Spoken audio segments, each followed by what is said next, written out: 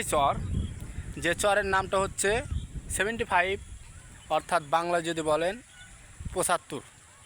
এই চরটা যেমন বিস্তারিত দেখছেন, অনেকটুকু জায়গা নিয়ে এই চরটা বিস্তারিত, এবং এই জায়গাটার নাম রাখা হয়েছে 75 অর্থাৎ 75। তেমনই বাংলাদেশে একজন খেলোয়াড় আছে যার জার্সি নাম্বারটা 75 অর্থাৎ 75।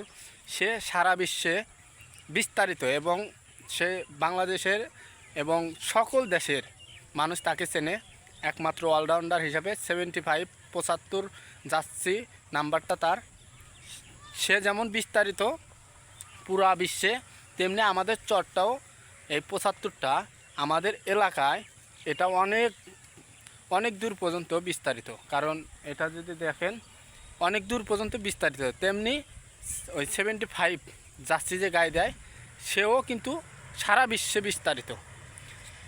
তাকে যদি বলা হয়, যে কোনো দেশের যদি বলা হয়, তা 75 সাকিব আল হাসানকে চেনেন নাকি, সকলেই হয়তো সকলেই চেনে।